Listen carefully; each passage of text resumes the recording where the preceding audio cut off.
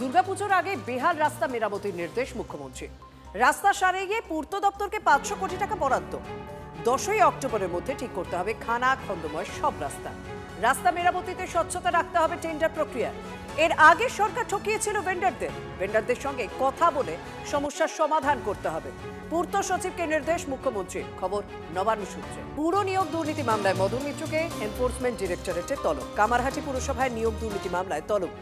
কাল ইডি দপ্তরে হাজিরা দেবেন কামারহাটির বিধায়ক মদন মিত্র। এর আগে তার 2 ছেলেকে তলব করা হয়েছিল, তার সঙ্গে তার স্ত্রীকেও তলব করা হয়। একমাত্র আমি ভারতবর্ষের 150 কোটির দেশে আমি প্রথম পঞ্জি স্কিম তার সব থেকে প্রথম ভিকটিম ছিলাম আমি। 2008 সাল থেকে এটা 2026। আমার জীবনের অনেকগুলো দিন, কয়েক বছর সময় আমার জীবনের খাতা থেকে ছিঁড়ে নেওয়া হয়েছে। কিন্তু আপনি যদি জিজ্ঞেস করেন কালকে আমায় ডেকেছে, আমি যাব না? নিশ্চয়ই যাব।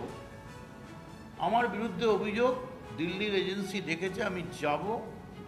যা যা জিজ্ঞেস করবেন যতটা সম্ভব সত্যকে আমার যতটা সত্য আমি জানি আমি সেটা বলবো এবং সমস্ত রকম আমি সহযোগিতা করব। নিট ইস্যুতে আন্দোলনে ধর্মতলায় অশান্তি, ধৃত 16 জনেরই জামিন হয়ে গিয়েছে। অশান্তি মারধরের ঘটনায় 7টি মামলা দায়ের, ধৃত সকলেরই জামিন ব্যাংশাল আদালতে। লালবাজার সূত্রে খবর, ওইসব মামলার ক্ষেত্রে সুপ্রিম কোর্টের নির্দেশ মেনেই বাকি পদক্ষেপ করা হবে। নিট ইস্যুতে আন্দোলনে ধর্মতলায় অশান্তির ঘটনা, সাংবাদিক নিগ্রহের ঘটনা, 16 জনকে গ্রেপ্তার করা হয়েছিল। গতকাল 5 জনকে একেবারে ধর্মতলায় ঘটনার পুনর্নির্মাণ করা হয়।